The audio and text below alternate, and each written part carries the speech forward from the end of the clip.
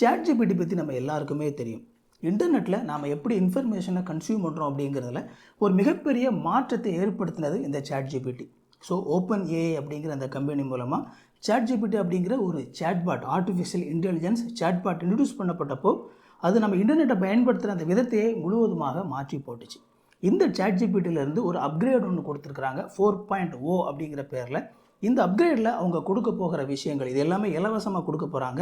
இதில் கொடுக்க போகிற விஷயங்கள் நம்முடைய தினசரி வாழ்க்கையிலையும், அது மட்டும் இல்லாமல் நாம் செய்கிற பிஸ்னஸ்கள்லையும், நீங்கள் ஒரு ஆண்டர்ப்ரனர் இருந்தீங்கன்னா அதில் எல்லா விஷயத்துலையும் உங்களுக்கு ஹெல்ப் பண்ணக்கூடிய பல விஷயங்கள் அதில் உங்களுக்கு ஃப்ரீயாக கொடுக்க போகிறாங்க. என்னென்ன விஷயங்கள் கொடுக்க போகிறாங்க, எப்படி நாம் இந்த ChatGPT 4.0 பணம் சம்பாதிக்கிறதுக்கு பயன்படுத்தலாம் அப்படிங்கிறது எல்லாத்தையும் தான் இந்த வீடியோவில் நம்ம பார்க்க போகிறோம். இந்த வீடியோ உங்களுக்கு ரொம்ப யூஸ்ஃபுல்லாக இருக்கும் அப்படின்னு சொல்லி நம்புகிறேன். ஐத்தமிழ் அகாடமிக்கு உங்களை வரவேற்கிறேன். இது வரைக்கும் சேனலை சப்ஸ்கிரைப் பண்ணல அப்படின்னா சேனலை சப்ஸ்கிரைப் பண்ணிக்கோங்க. வாங்க வீடியோக்குள்ளே போகலாம். நம்மள பெரும்பாலான நபர்கள் இந்த ChatGPT பயன்படுத்தியிருப்போம். இந்த ChatGPT உள்ளே போய் நாம் ஒரு கேள்வி கேட்டோம் அப்படின்னா அது நமக்கு அதுக்கு தகுந்த பதிலை சொல்லும். அது மட்டும் இல்லாமல் இந்த ChatGPTயில் நீங்கள் மேக்ஸ் ப்ராப்ளம் சால்வ் பண்ணுறதுக்கு நீங்கள் கேள்வி கேட்டிருக்கலாம், அல்லது ஒரு ஈக்குவேஷனை கொடுத்தீங்க அப்படின்னா அது உங்களுக்கு சால்வ் பண்ணி கொடுக்கும், அல்லது நீங்கள் ஃபைனான்ஸ் சம்மந்தப்பட்ட ஒரு விஷயத்தை நீங்கள் கேட்டிங்க அப்படின்னா அது சொல்ல. ஸோ என்ன ரிலேட்டடாக இருந்தாலும் முன்னாடி பார்த்தீங்க அப்படின்னா நம்முடைய கேள்வியை நாம் டைப் பண்ணி நம்ம இந்த ChatGPT கேட்போம், அது நமக்கு பதில் சொல்லும். இதில் இந்த ChatGPT 3 வரைக்கும் நம்ம ஃப்ரீயாக யூஸ் பண்ணலாம். வெர்ஷன் 3 வரைக்கும். 4 யூஸ் பண்ணோம் அப்படின்னா நீங்கள் மாதம் $19 நீங்கள் அவங்களுக்கு கட்டினீங்க அப்படின்னா ChatGPT 4 யூஸ் பண்ணலாம். அது மட்டும் இல்லாமல் அதில் அவங்க நிறைய இன்டர்னலாக நிறைய எக்ஸ்ட்ரா ஃபீச்சர்ஸும் கொடுத்துருந்தாங்க. இப்போ இந்த ChatGPTயில் 4.0 அப்படிங்கிற வெர்ஷனை ஃபியூ டேஸுக்கு முன்னாடி இன்ட்ரடியூஸ் பண்ணாங்க. இதில் பார்த்தீங்க அப்படின்னா இந்த ChatGPT 4 இதையே இப்போது எல்லாருக்கும் அவங்க ஃப்ரீயாக கொடுக்க போகிறாங்க. அது மட்டும் இல்லாமல் முன்னாடி நம்ம ChatGPTயில் நம்ம வேணும் அப்படிங்கிறத டெக்ஸ்ட் மூலமாக நம்ம அடித்து தான் கேட்க முடியும். இப்போ அந்த ஃபீச்சர்ஸையும் கூட அட்வான்ஸ் பண்ணி நாம் நம்முடைய வாய்ஸ் மூலமாகவே நமக்கு என்ன வேணும் அப்படிங்கிறத கேட்குற ஒரு ஃபீச்சர் அவங்க இன்ட்ரடியூஸ் பண்ணுறாங்க. அது மட்டும் இல்லாமல் video feature, visual feature introduce பண்ணுறாங்க. ஸோ நம்ம அந்த கேமரா மூலமாக ChatGPTயில் நாம் ஒரு விஷயத்தை காட்டும்போது அது ரிலேட்டடாகவும் நம்ம இன்ட்ராக்ட் பண்ணுற மாதிரியான நிறைய விஷயங்களை இன்ட்ரடியூஸ் பண்ண போகிறாங்க. அது மட்டும் இல்லாமல் இது எல்லாத்தையுமே அவங்க ஃப்ரீயாக கொடுக்க போகிறாங்க அப்படிங்கிறது தான் ரொம்ப முக்கியமான விஷயம். ஏற்கனவே ChatGPT ஆப் இருக்கிறது உங்களுக்கு தெரிஞ்சிருக்கும். ஆண்ட்ராய்டில், ஆப்பிளில் எல்லாத்துலேயுமே இந்த ChatGPT ஆப் இருக்குது. ஸோ அந்த ஆப் இன்னும் கொஞ்ச நாளில் அவங்க அப்கிரேட் பண்ண போகிறாங்க. ஒன்ஸ் அது அப்கிரேட் ஆனதுக்கப்புறமா நம்மளால் அந்த ChatGPTயில் வாய்ஸ் மூலமாக நம்ம சேட் பண்ண முடியும். அது மட்டும் இல்லாமல் நம்முடைய ஆடியோ, வீடியோ இது எல்லாமே அது மூலமாக எல்லாத்தையுமே நம்ம இன்ட்ராக்ட் பண்ண முடியும். நம்ம ஒரு பிக்சரை அப்லோட் பண்ணி அதை அனலைஸ் பண்ண முடியும். இந்த மாதிரி நிறைய விஷயங்கள் பண்ண போகிறாங்க. அண்ட் இது வரைக்கும் டெஸ்க்டாப்க்கு அப்படின்னு சொல்லி அவங்க அப்ளிகேஷன் கொடுக்கல. அண்ட் அதுவும் இன்னும் கொஞ்ச நாளில் நம்ம கம்ப்யூட்டருக்கும் இந்த ChatGPTக்கான ஒரு அப்ளிகேஷன் அவங்க இன்ட்ரடியூஸ் பண்ண போகிறாங்க. ஸோ நம்ம மொபைல் மூலமாக ஒரு ஆப்பில் என்னென்ன பண்ணுறோமோ அது எல்லாத்தையும் நம்ம கம்ப்யூட்டர்லையும் பண்ண முடியும் அப்படிங்கிற சூழ்நிலையும் உருவாக்க போகிறாங்க. இப்போ நீங்களே இந்த வீடியோவில் பாருங்கள் எப்படி அவங்க வாய்ஸ் மூலமாக அந்த ChatGPTயில் இன்ட்ராக்ட் பண்ணுறாங்கன்னு சொல்லி பாருங்கள். Hey, ChatGPT, how are you doing? I'm doing fantastic. Thanks for asking. How about you? Pretty good. What's up? So my friend Barrett here, he's been having trouble sleeping lately. And I want you to tell him a bedtime story about robots and love. Oh, a bedtime story about robots and love? I got you covered. Gather round, Barrett.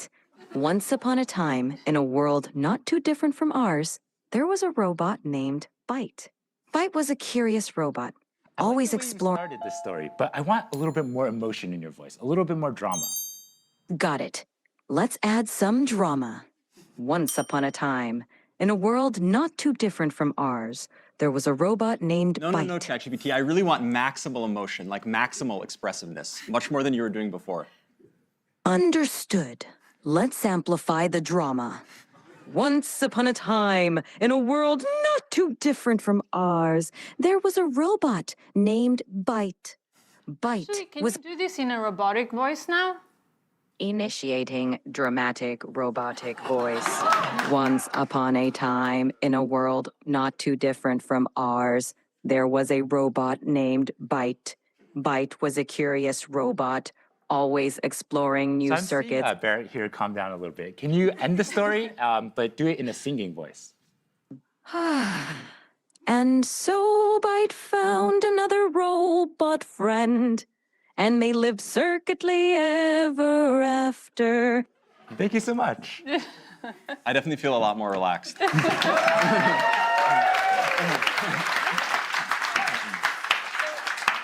அடுத்ததான் இந்த ChatGPT உள்ள visual ability மூலமாக எப்படி ஒரு math ப்ராப்ளத்தை solve பண்ணுறதுக்கு try பண்ணுறாங்க அப்படிங்கிறத பாருங்கள். Ah, I see it now. You wrote down 3x plus 1 equals 4. Yep, Let's work- exactly. So what's the first step I should take to try to solve this? The first step is to get all the terms with x on one side and the constants on the other side. So, what do you think we should do with that plus 1? Okay, I'm going to try to subtract 1 from both sides, and then I'll see what I get. Great idea. Perfect. Now, what do you get when you subtract 1 from both sides?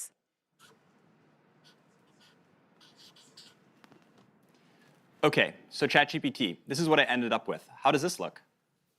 Spot on. Now you've isolated the term with x on one side, and it looks like 3x equal 3. What do you think we should do next to solve for x? I'm not sure. Can you give me another hint? Of course. You have 3x, and you want to find the value of x. Think about what operation would undo multiplication. Is it subtraction? Close, but think of the opposite of multiplication, because 3x means 3 times x. Okay, I think it's division. Let me try to divide both sides by 3, and let me see what I get. Bingo! Go ahead and divide both sides by 3.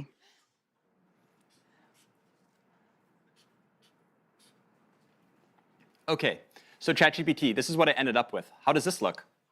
It looks perfect. You've solved it, and x equals 1. Nicely done. இந்த மாதிரியான ஒரு artificial intelligence வந்து நமக்கு கொடுக்குற ஒரு மிகப்பெரிய விஷயம் என்னன்னு சொல்லி பார்த்தீங்க அப்படின்னா, நமக்கு இது வந்து நிறைய ஆப்பர்ச்சுனிட்டிஸ் வந்து நமக்கு கொடுக்குது. இந்த ஆர்டிஃபிஷியல் இன்டெலிஜென்ஸ் அப்படிங்கிறது நமக்கான ஒரு பர்சனல் அசிஸ்டண்ட் மாதிரி செயல்படும். இப்போ நம்ம வந்து பார்த்தீங்க அப்படின்னா, இப்போது ஒரு ஃபீல்டில் வந்து சக்ஸஸ்ஃபுல்லாக இருக்கக்கூடிய நபர்கள் எல்லாருமே அவங்களுக்கு வந்து பர்சனலாக அசிஸ்டண்ட் வச்சுருப்பாங்க. இப்போது ஒரு எழுத்தாளர் தான் இருக்கிறான்னு சொல்லி வச்சுக்கோங்க. நம்ம என்ன நினைக்கிறோம், ஒரு புத்தகம் எழுதுகிறவங்க பார்த்திங்க அப்படின்னா எல்லா புத்தகத்தையும் அவங்களே தான் ஃபுல்லாக உட்காந்து எழுதுவாங்க அப்படின்னு சொல்லி நினச்சிங்க அப்படின்னா மிகப்பெரிய தப்பு பண்ணுறோம். அப்படி இல்லை, அவங்களுக்குன்னு சொல்லி அசிஸ்டன்ட்ஸ் இருப்பாங்க. ஒரு சில பேர் ஜஸ்ட் அவுட்லைன் மட்டும்தான் கொடுப்பாங்க. ஸோ அவங்களுக்கு கீழே இருக்கக்கூடிய ரிசர்ச் அசிஸ்டன்ட்ஸ் என்ன செய்வாங்க அப்படின்னா, அவங்க கொடுத்துருக்குற அந்த டாப்பிக்கில் வந்து நிறைய டீட்டெயிலை ஃபில் பண்ணுவாங்க. அதுக்கப்புறம் இது நமக்கு வேணும், இது நமக்கு வேண்டாம் அப்படின்னு சொல்லி அந்த புத்தகம் எழுதுகிறவர் வந்து ஒரு சிலதை சேர்ப்பார், ஒரு சிலதை நீக்குவார். அதுக்கப்புறமா கடைசியில் பார்த்தீங்க அப்படின்னா அந்த ஒரு புத்தகமாக வெளியே வரும்போது இந்த புத்தக ஆசிரியரோட பேரில் வெளியே வரும்.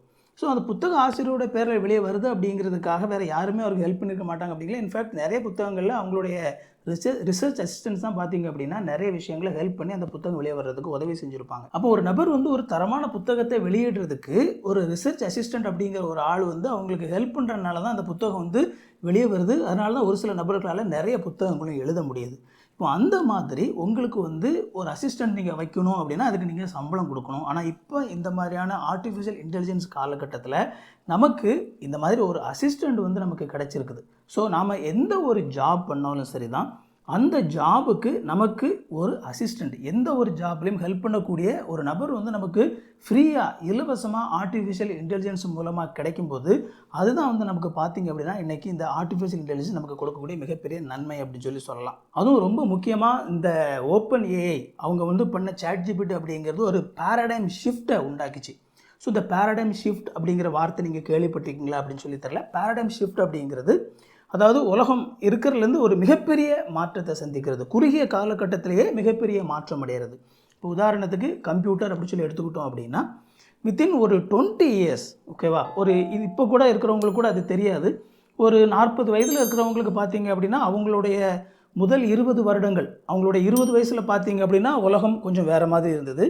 ஒரு வித்தின் 10 இயர்ஸில் பார்த்தீங்க அப்படின்னா அந்த கம்ப்யூட்டர் இன்ட்ரடியூஸ் ஆனப்போ கம்ப்ளீட்டாக அந்த உலகம் வந்து இயங்குகிற விதமே மாறிப்போச்சு.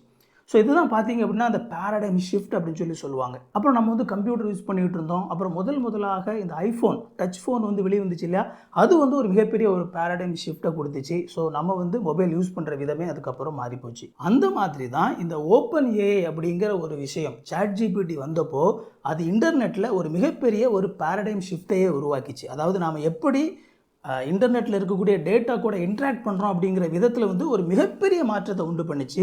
அதுக்கப்புறமா அதை ஃபாலோ பண்ணி எல்லாருமே வந்து ஆர்டிஃபிஷியல் இன்டெலிஜென்ஸ் மூலமான சேட்பாட்டை கொடுத்தாங்க. ஆனால் இந்த பேரடைம் ஷிஃப்ட்டில் இருக்கக்கூடிய மிகப்பெரிய சிக்கல் என்னன்னு சொல்லி பார்த்தீங்க அப்படின்னா ஒவ்வொரு முறையும் இந்த சூழல் மாறி மாறி வருது இல்லையா, அப்படி மாறும்போது அதோடு கூட சேர்ந்து உங்களுக்கும் மாற தெரியணும். அப்படி நீங்கள் மாறலை அப்படின்னா நீங்கள் வந்து பின்தங்கி போயிடுவீங்க. இப்போ உதாரணத்துக்கு எழுத்து அப்படின்னு சொல்லி எடுத்துக்கிட்டாலுமே கூட இன்றைக்கி நாம் எழுதுறதுக்கும் ஒரு 3000-4000 வருஷத்துக்கு முன்னாடி அன்னைக்கு எழுதுனதுக்கும் மிகப்பெரிய மாற்றங்கள் இருக்குது. முதல்ல பார்த்தீங்க அப்படின்னா கல்லில் வந்து என்ன செஞ்சாங்க அப்படின்னா எழுதுனாங்க, ஒரு சில மெட்டலில் வந்து எழுதுனாங்க, அதுக்கப்புறம் வந்து தோல் சுருளில் எழுதுனாங்க. அப்படி தோல் சுருள் வரும்போது கல்லுலலாம் வந்து அப்படி அடிச்சுட்டு இருந்திருப்பாங்கல்ல, அவங்களுக்குலாம் நிறைய பேருக்கு வேலை போயிருக்கும். தோல் சுருள் வந்தது, அப்புறம் பப்பைரஸ் அப்படிங்கிற பேப்பர் வந்தது. இப்படி வந்து மாற்றம் அடைஞ்சது. இந்த பப்பைரஸ் அப்படிங்கிற பேப்பரில் கொஞ்சம் நாளைக்கு போயிட்டு இருந்துச்சு. அப்போல்லாம் பார்த்தீங்க அப்படின்னா ஸ்கிரைப்ஸ் எழுதுகிறவங்களுக்கு நிறைய வேலை இருந்தது. ஏன்னா நிறைய விஷயங்கள் எழுதிக்கிட்டே இருக்கணும், எழுதுறதுக்கு அவ்வளோ ஆட்கள் தேவைப்பட்டாங்க. ஒரு குறிப்பிட்ட காலம் வந்தப்போ டைப்ரைட்டர் வந்துச்சு. அப்படி டைப்ரைட்டர் வந்தோடனே பார்த்தீங்க அப்படின்னா இப்போ ஃபாஸ்ட்டாக வந்து என்ன செய்ய முடியும், நம்மளால் டைப் பண்ண முடியும். அப்படிங்கும்போது நிறைய கையால் எழுதிட்டு இருக்கிறவங்களுக்கு வேலை போயிடுது. அப்போ இப்போ வந்து யாருக்கு வாய்ப்பு கிடைக்கும் அப்படின்னா டைப்ரைட்டிங் பண்ணுறவங்களுக்கு தான் இப்போ வாய்ப்பு கிடைக்கும். ஸோ டைப்ரைட்டர் அடிச்சுக்கிட்டு இருந்தாங்க. ஒரு ஸ்டேஜுக்கு மேலே பார்த்தீங்க அப்படின்னா இந்த டைப்ரைட்டிங் அப்படிங்கிறது கம்ப்ளீட்டாக கம்ப்யூட்டருக்கு மாறிடுச்சு. டைப்ரைட்டிங்கும் கம்ப்யூட்டருக்கும் சின்னதாக ஒரு வித்தியாசம் இருந்துச்சு. அந்த கம்ப்யூட்டரை ஓப்பன் பண்ணி ஒரு ப்ரோக்ராமை ஸ்டார்ட் பண்ணி உள்ளே டைப் பண்ண ஆரம்பிக்கணும். அந்த ஒரு சின்ன விஷயத்தை கூட ஒருத்தருக்கு கற்றுக்கிறதுக்கு விருப்பம் இல்லாமல் அந்த கம்ப்யூட்டர் வந்தனால தான் என் வேலை போயிடுச்சு அப்படின்னு சொல்லி ஒருத்தர் புலம்பிட்டு இருந்தார் அப்படின்னா அவங்களால வந்து முன்னேற முடியாது. அந்த கம்ப்யூட்டரில் என்ன செய்யணும், ஒரு சின்ன விஷயம் அதை அவங்க கற்றுக்கிறதன் மூலமாக அதே டைப்ரைட்டிங் ஸ்கில்லை அவங்களால கம்ப்யூட்டரில் பண்ண முடியும். இப்போவும் காலங்கள் இன்னும் அதிகமாக மாறி போச்சு. இப்போல்லாம் பார்த்திங்க அப்படின்னா வாய்ஸ் டைப் பண்ண முடியுது. நம்ம உட்காந்து நம்ம பேச நம்ம பேசுகிறத அப்படியே டைப் பண்ணிடுது. ஈவன் தமிழை வச்சு கூட நம்மளால் வாய்ஸ் டைப் பண்ண முடியும். கூகுளில் அந்த வாய்ஸ் டைப்பை ஃப்ரீயாகவே கொடுத்துருக்குறாங்க. நீங்கள் கூகுள் டாக்கில் உள்ளே போயிட்டு அதுக்கான ஆப்ஷனை நீங்கள் ஆன் பண்ணிவிட்டு நீங்கள் மைக்கில் வந்து தமிழில் பேசுங்க, அது அப்படியே தமிழில் அப்படியே டைப் பண்ணிடும். ஸோ இந்த மாதிரி காலங்கள் மாறிக்கிட்டே இருக்குது. இந்த காலங்கள் மாற மாற அதனோடு கூட சேர்ந்து மாறிக்கிட்டே இருக்கணும் நாமளும். அப்படி மாறலை அப்படின்னா பின்தங்கிடும். அதுக்காக தான் இப்போ வந்து இந்த பார்த்திங்க அப்படின்னா இந்த ஆர்டிஃபிஷியல் இன்டெலிஜென்ஸ் அப்படிங்கிற விஷயம் வந்து நமக்கு நிறைய வந்து என்ன செய்யுது அப்படின்னா ஆப்பர்ச்சுனிட்டிஸை வழங்குது. இந்த பேரடைம் ஷிஃப்ட் அப்படிங்கிறது எப்படி நடக்குது, இதில் நம்ம எப்படி பயணித்தோம் அப்படின்னா நம்மளால் வந்து அட்வான்ஸாக இருக்க முடியும், எப்படி நம்மளால் வந்து இதை நம்முடைய வளர்ச்சிக்கு பயன்படுத்த முடியும் அப்படிங்கிறத இன்னொரு இண்டஸ்ட்ரி மூலமாக நான் வந்து உங்களுக்கு எக்ஸ்பிளைன் பண்ணுறேன். Music industry. ஓகேவா? நம்முடைய தமிழ் சினிமாலேயே வந்து இந்த மியூசிக் இண்டஸ்ட்ரி அப்படிங்கிற விஷயத்தை எடுத்துக்கோமே. 100 வருஷத்துக்கு முன்னாடி தமிழ் சினிமாவில் மியூசிக் இண்டஸ்ட்ரி இருந்ததுக்கும் இன்றைக்கி இருந்ததுக்கும் மிகப்பெரிய மாற்றங்கள் இருக்குது. முதல்ல பார்த்திங்க அப்படின்னா தியாகராஜ பாவதர் அவர் தான் பார்த்திங்கன்னா ஒரு சிறந்த நடிகராக சிறந்த பாடகராக இருந்தார். இப்போ அவர் தான் முதலாவது மிகச்சிறந்த ஒரு இசையை கொடுத்துருந்தார். அதுக்கப்புறம் பார்த்திங்க அப்படின்னா விஸ்வநாதன் அந்த மாதிரியான ஆட்கள் வராங்க. கொஞ்சம் இசைக்கருவிகளை வந்து அவங்க அதிகமாக இது பண்ணுறாங்க. இன்னும் ரெக்கார்டிங்கில் வந்து கொஞ்சம் அதிகமான டெக்னாலஜிஸ் வருது. வேறு ஒரு சில வெளிநாட்டில் உள்ள இசைக்கருவிகளை எல்லாம் வந்து தங்களுடைய இசையில் பயன்படுத்தி கொஞ்சம் இசையை என்ன செய்கிறாங்க அப்படின்னா அடுத்த கட்டத்துக்கு அவங்க கொண்டு போகிறாங்க. அதுக்கப்புறமா நம்ம பார்க்கும்போது மிகப்பெரிய மாற்றம் யார் மூலமாக வருது அப்படின்னா இளையராஜா அவர்கள் மூலமாக வருது. அவர் மீண்டுமாக இசையை அதுக்கு அடுத்த கட்டத்தில் வந்து அவர் என்ன செய்கிறாருன்னா அவர் கொடுக்க ஆரம்பிக்கிறாரு. நிறைய இன்ஸ்ட்ருமெண்ட்ஸ் எல்லாம் வந்து உள்ளே சேர்த்து பல மியூசிக் இன்ஸ்ட்ருமெண்ட்ஸ் எல்லாம் வந்து அவர் பாடலோடு கூட மிக்ஸ் பண்ணி அந்த மாதிரி என்ன செய்கிறாங்க அப்படின்னா இளையராஜா அவர் வந்து இசை கொடுக்குறாரு. அவர் இசையமைத்து கொண்டிருந்த அதே காலகட்டத்தில் அவரை போல இசையமைத்து கொண்டிருந்த நிறைய பேர் இருந்தாங்க. ஆனால் அடுத்த பேரடைம் ஷிஃப்ட் அப்படிங்கிறது யார் மூலமாக வந்தது அப்படின்னா ஏஆர் ரஹ்மான் அவர்கள் மூலமாக வந்தது. இளையராஜா அவர்களுக்கும் ஏஆர் ரஹ்மான் அவர்களுக்கும் இருந்த மிகப்பெரிய ஒரு மாற்றம் அல்லது ஏஆர் ரஹ்மான் அவர்களுக்கு கிடைச்ச மிகப்பெரிய ஒரு அட்வான்டேஜ் என்னன்னு சொல்லி பார்த்தீங்க அப்படின்னா கம்ப்யூட்டர் டெக்னாலஜி. இப்போ இளையராஜா அவர்களுடைய காலகட்டத்தில் பார்த்தீங்க அப்படின்னா பாட்டெல்லாம் அழகாக ரெக்கார்ட் பண்ணிக்குவாங்க. மியூசிக் நல்ல மைக் பெஸ்ட்டு மைக் வச்சு ரெக்கார்ட் பண்ணிக்குவாங்க. அதே மாதிரி மியூசிக் இன்ஸ்ட்ருமெண்ட்ஸ் எல்லாம் தனித்தனியாக வந்தோ சேர்த்தோ அவங்க ரெக்கார்ட் பண்ணிவிட்டு அந்த பாட்டு கூட இந்த மியூசிக் வந்து சேர்த்துருவாங்க, மிக்ஸ் பண்ணிடுவாங்க, அவ்வளோதான். ஆனால் அந்த பாடகர்கள் பாடினதையோ அல்ல அந்த மியூசிக்கையோ ஏதாவது மேனிப்புலேட் பண்ண முடியுமா, ஏதாவது சேஞ்ச் பண்ண முடியுமானா எதுவுமே அவங்களால பண்ண முடியாது. ஏன்னா அதற்கான திறன் வந்து அன்னைக்கு டெக்னாலஜியில் இல்லை. ஆனால் அன்றைக்கு வந்து பல நபர்கள் இளையராஜா அவர்களை போல் மியூசிக் கொடுக்கணும்னு சொல்லி ட்ரை பண்ணி கொடுத்த காலகட்டத்தில் இல்லை, அவரை விட வேறு மாதிரி அட்வான்ஸாக இசை கொடுக்கணும் அப்படிங்கிற அடுத்த கட்ட டெக்னாலஜியை பயன்படுத்தி முன்னால் வந்தவர் தான் யார் அப்படின்னா ஏஆர் ரஹ்மான் அவர்கள். அதுக்காக ஏஆர் ரஹ்மான் அவர்கள் திறமை இல்லைன்னு சொல்லி நான் சொல்ல வரல, அப்படி நினச்சிடாதீங்க. மிகச்சிறந்த திறமையாளர். ஆனால் அவருக்கு கிடைச்ச அட்வான்டேஜ் என்ன அப்படின்னா கம்ப்யூட்டர் டெக்னாலஜி. அந்த கம்ப்யூட்டர் டெக்னாலஜியில் அந்த பாட்டை அவர் உள்ளே போட்டு அவங்க பாடுற பாடலில் ஒரு சில மாற்றங்களை ஏற்படுத்தி இசையில் வந்து ஒரு சில மாற்றங்களை ஏற்படுத்தி டிஜிட்டல் இசையை வந்து அவர் நமக்கு கொடுக்கும் பொழுது அது கம்ப்ளீட்டாக வேறு மாதிரி இருந்தது.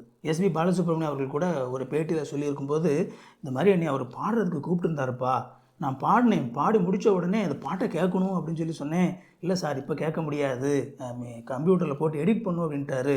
எனக்கு ஒன்றுமே புரியலை, இருந்தாலும் நான் வந்துட்டேன். ஆனால் அவர் வந்து அதை எடிட் பண்ணி முடிச்சுட்டு அந்த பாட்டை நான் கேட்டப்போ நான் அப்படியே வந்து அசந்து போயிட்டேன் அப்படின்னு சொல்லி வந்து முதலாக ஏஆர் ரஹ்மான் அவர்களுடைய இசையிலே பாடின அந்த அனுபவத்தை குறித்து எஸ்பி பாலசுப்ரமணியம் அவர்கள் வந்து பகிர்ந்து கொண்டாங்க. அதுக்கு காரணம் என்ன அப்படின்னா, இந்த டெக்னாலஜியை பயன்படுத்தி ஏஆர் ரஹ்மான் அவர்கள் இந்த இசையில் வந்து பார்த்திங்கன்னா நிறைய லேயர் சேர்த்துருப்பாங்க. ஒரு நல்ல குவாலிட்டியான ஒரு ஹெட்ஃபோனில் வந்து நீங்கள் அவருடைய இசையை கேட்டு பார்த்தீங்க அப்படின்னா அதில் வந்து பல லேயர் பை லேயர் அந்த இசை வந்து அட்லீஸ்ட் ஒரு 4 லேயராவது அவர் கொடுத்துருக்கிற அந்த மியூசிக்கில் வந்து ஓடிட்டுருக்கும். மெயினாக ஒன்று ஓடிட்டுருக்கும், அடுத்தால பேக்ரவுண்டில் இன்னொன்று ஓடிட்டுருக்கும், அதுக்கு அடுத்தால ஒன்று ஓடிட்டுருக்கும். ஈவன்ஸ் ரொம்ப சப்டிலாக கீழே கூட ஒரு சின்ன ஒரு விஷயத்தை சேர்த்து இந்த மாதிரி இசையை வந்து வேறு பரிமாணத்துக்கு கொண்டு போன ஒரு நபராக ஏஆர் ரஹ்மான் இருந்தார். அதுக்கு காரணம் என்ன அப்படின்னா, அவர் வெறுமனே வந்து இளையராஜா அவர்களை பின்பற்றணும் அப்படின்னு சொல்லி நினைக்காம அவருக்கு கிடைச்ச டெக்னாலஜியை பயன்படுத்தி அவர் அடுத்த கட்டத்துக்கு இந்த இசையை கொண்டுட்டு போனார் அப்படிங்கிறது தான் ரொம்ப முக்கியமானது. ஆனால் இன்றைக்கி நமக்கு கிடைச்சிருக்கிற ஒரு மிகப்பெரிய பிளஸ்ஸிங் என்னன்னு சொல்லி பார்த்தீங்க அப்படின்னா, இப்போது ஏஆர் ரஹ்மான் அவர்களே திரும்ப எடுத்துக்கோமே, அவர் வந்து முதல்ல ஒரு தொழில்நுட்பத்தை வந்து இதுவரைக்கும் இந்தியாவில் பயன்படுத்தப்படாத ஒரு தொழில்நுட்பத்தை அவர் வாங்கணும்னு சொல்லி ஆசைப்படும்போது அவர் வந்து அந்த நாட்களில் பார்த்தீங்க அப்படின்னா அவர் பல கோடி ரூபா கொடுத்து தான் வெளிநாட்டிலேருந்து அந்த தொழில்நுட்பத்தை வாங்க முடியும். அதுவும் வெளிநாட்டுக்காரன் இருக்கானே அவனு ரொம்ப மோசமான நாட்கள், அவனை கரண்ட்டாக யூஸ் பண்ணிட்டு இருக்க டெக்னாலஜியை கொடுக்கவே மாட்டானுங்க. இப்போ பார்த்தீங்க அப்படின்னா இன்றைக்கி ஏஆர் ரஹ்மான் பயன்படுத்துகிற அந்த டெக்னாலஜி 10 வருஷத்துக்கு முன்னாடி அவங்ககிட்ட இருந்திருக்கும். அவனுக்கு வந்து இதை விட அட்வான்ஸாக ஒரு விஷயத்தை கற்றுக்கிட்டதுக்கு அவனுக்கு கிடைச்சதுக்கு அப்புறம் தான் அவன்கிட்ட இருக்கிற பழைய டெக்னாலஜியை மற்றவனுக்கு விற்க ஆரம்பிப்பானுங்க. ஸோ பொதுவாகவே நீங்கள் பார்த்தீங்க அப்படின்னா ஒரு தொழில்நுட்பம் அப்படிங்கிறது கண்டுபிடிக்கப்பட்டு அது நம்மளை மாதிரியான ஒரு ஆட்களுடைய கைக்கு வந்து சேர்றதுக்கு முன்னாடிலாம் 10லேருந்து 20 வருஷம் வரைக்கும் எடுக்கும். ஆனால் இன்றைக்கி அந்த வருஷம் அந்த கேப் அப்படிங்கிறது குறைஞ்சிருக்குது. ரொம்ப சீக்கிரமாகவே அட்வான்ஸ்டு டெக்னாலஜி அப்படிங்கிறது நமக்கு கிடைக்கிது. அந்த விதத்தில் தான் இந்த ஓப்பன் ஏஐ மூலமாக வந்து அவங்க கொடுக்கக்கூடிய இந்த சாட் ஜிபிடியில் இருக்கக்கூடிய அட்வான்ஸ் ஃபீச்சர்ஸை வந்து நம்மளுக்கு ஃப்ரீயாக கொடுக்குறாங்க. இனி இந்த போட்டியில் பார்த்தீங்க அப்படின்னா எல்லாருமே இதே மாதிரியான விஷயங்களை வந்து நம்மளுக்கு ஃப்ரீயாக கொடுப்பாங்க. நமக்கு முன்னாடி நாம் பயன்படுத்தக்கூடிய டூல்ஸ் நிறைய விஷயங்கள் நம்மளுக்கு ஃப்ரீயாக அவைலபிளாக இருக்குது. இன்றைக்கி நம்மளுக்கு முன்னால் இருக்கிற கேள்வியெல்லாம் எனக்கு முன்னாடி ஃப்ரீயாக அவைலபிளாக இருக்கக்கூடிய இந்த டூல்ஸ் எல்லாம் நான் பயன்படுத்தி என்னுடைய வாழ்க்கைக்கான முன்னேற்றத்துக்கு அதை நான் பயன்படுத்தி கொள்கிறேனா, பொருளீட்டுவதற்காக நான் அதை சரியாக பயன்படுத்தி கொள்கிறேனா அப்படிங்கிறது தான். அப்போது இந்த ஆர்டிஃபிஷியல் இன்டெலிஜென்ஸ் அப்படிங்கிறது உங்களுக்கு ஒரு திறமை இருக்குது. அந்த திறமையை வந்து இன்னும் மிளிரச் செய்கிறதுக்கு, அந்த திறமையை வந்து இன்னும் உங்களுக்கு அதில் ஒரு சில விஷயங்களை ஹெல்ப் பண்ணி உங்களுக்கு வந்து இன்னும் ஒரு சில விஷயங்களை செய்கிறதுக்கு அது உதவி செய்யக்கூடியதாக இருக்குது. இப்போ உதாரணத்துக்கு வந்து ஒரு நபர் வந்து ஒரு மியூசிக் பாட்டு தான் போடணும்னு நினச்சாலும் கூட முன்னாடி வந்து பார்த்தீங்க அப்படின்னா அந்த ஒரு டியூன் கண்டுபிடிக்கிறது அப்படிங்கிறது அந்த இசை திறமை உள்ள நபர்களால் மட்டும்தான் டியூன் கண்டுபிடிக்க முடியும். ஆனால் இன்றைக்கி அப்படி இல்லை. இன்றைக்கி ஆர்டிஃபிஷியல் இன்டெலிஜென்ஸ் வந்தாச்சு. இது மூலமாகவே வந்து நம்மளால் டியூன்லாம் கண்டுபிடிக்க முடியும். நீங்கள் வந்து இப்போ சாட் ஜிபிடியே எடுத்துக்கிட்டாலும் இன்னும் கொஞ்ச நாளில் நீங்கள் அதுக்கு ஒரு பாட்டை எழுதி கொடுத்து இந்த பாட்டுக்கு ஒரு டியூன் போடுப்பா அப்படின்னு சொல்லி வச்சுக்கோங்களேன், அது வந்து அந்த பாட்டுக்கு ஒரு டியூனை போட்டு கொடுத்துரும். ஒன்று என்ன 10 100 டியூன் போட்டு உங்களுக்கு கொடுத்து இதில் ஏதாவது ஒன்று செலக்ட் பண்ணிக்க அப்படிங்கும். அந்த அளவுக்கு சூழல்கள் மாறி போச்சு. ஒரு ஸ்டோரி வேணுமா, அல்லது ஒரு மியூசிக் வேணுமா, ஒரு டியூன் வேணுமா, ஒரு பாட்டு வேணுமா, ஒரு என்ன வேணும்னாலும் நாம் வந்து என்ன செய்ய முடியும், கேட்டு பெற்றக்கூடிய அளவுக்கு இருக்குது. நாம் இப்போது அந்த இசையை வந்து நீங்கள் ஒரு அழகான ஒரு மியூசிக் பாட்டு ஒன்று ரெடி பண்ணுங்கள், அதை யூஸ் பண்ணி கொஞ்சம் மிக்ஸ் பண்ணுங்கள். உங்களுக்கு திறமை இருக்கணும். திறமை இல்லாமல் ஒன்றுமே இல்லாமல் நீங்கள் போய் ஒன்றும் செய்ய முடியாது. கண்டிப்பாக உங்களுக்கு நீங்கள் என்ன செய்கிறீங்களோ அதில் உங்களுக்கு திறமை இருக்கணும். அந்த திறமையை நீங்கள் சரியான விதத்தில் இந்த ஆர்டிஃபிஷியல் இன்டெலிஜென்ஸும் நீங்கள் பயன்படுத்தி நீங்கள் ஒரு பாட்டை தான் தயாரிக்கிறீங்க, அந்த பாட்டை நீங்கள் இன்டர்நெட்டில் போடுறீங்க, யூடியூப்பில் நீங்கள் அப்லோட் பண்ணுறீங்க, அதை மக்கள் பார்க்குறாங்க, உங்களுக்கு வந்து நிறைய பேர் உங்களுக்கு ரசிகர்கள் கிடைக்கிறாங்க, நிறைய பேர் சப்ஸ்கிரைப் பண்ணுறாங்க, உங்களுடைய சேனல் மானிட்டைஸ் ஆகுது, உங்களுக்கு வந்து காசு சம்பாதிக்க ஆரம்பிக்கிறீங்க. ஸோ ஒரு வழி, அதாவது எப்படி வந்து நம்ம இதை பயன்படுத்தி இதை வந்து நம்முடைய பொருளை ஈட்டுவதற்காக பயன்படுத்தலாம் அப்படிங்கிற ஒரு வழியை தான் நான் காட்டுறேன். நீங்கள் உங்களுடைய துறையில் உங்களுக்கு என்ன தெரியுமோ அதில் எப்படி நான் இதை பயன்படுத்தி இதை நான் பொருளீட்டுவதற்கு இந்த இலவசமான டூலை பயன்படுத்தி கொள்ளலாம், எனக்கு முன்னால் இருக்கக்கூடிய ஆப்பர்ச்சுனிட்டிஸ் என்ன அப்படிங்கிறத தேடுங்க. எவ்வளவோ இலவச வாய்ப்புகள் நம்மளுக்கு முன்னாடி இருக்குது. நீங்கள் கொஞ்சம் முயற்சி எடுத்து கஷ்டப்பட்டு நீங்கள் ஒரு சில விஷயங்களை படித்து நீங்கள் செஞ்சீங்க அப்படின்னா கண்டிப்பாக உங்களுடைய வாழ்க்கையிலையும் நல்ல பொருளீட்டுவதற்கு இதையெல்லாம் நம்ம பயன்படுத்தி கொள்ளலாம். நீங்கள் கவனக்குறைவாக இருந்தீங்க அப்படின்னா காலம் உங்களை விட்டு தாண்டி போயிட்டே இருக்கும், நீங்கள் பின்தங்கிய நபர்களாக நின்றுட்டுருப்பீங்க. ஸோ உங்களை சுற்றி என்ன நடக்குது அப்படிங்கிறத கவனிங்க, தொடர்ந்து முன்னேறுங்க. இந்த வீடியோ உங்களுக்கு ரொம்ப யூஸ்ஃபுல்லாக இருந்திருக்கும்னு சொல்லி நம்புகிறேன். இந்த வீடியோ பிடிச்சிருந்தா அந்த வீடியோ லைக் பண்ணுங்கள். இது வரைக்கும் சேனலை சப்ஸ்கிரைப் பண்ணல அப்படின்னா சேனலை சப்ஸ்கிரைப் பண்ணிக்கோங்க. உங்களுக்கு நோட்டிஃபிகேஷன் வேணும்னு நினச்சிங்க அப்படின்னா அந்த பெல் பட்டனை கிளிக் பண்ணிக்கோங்க. இன்னொரு சூப்பரான வீடியோவில் சந்திப்போம் friends. Thank you. God bless you.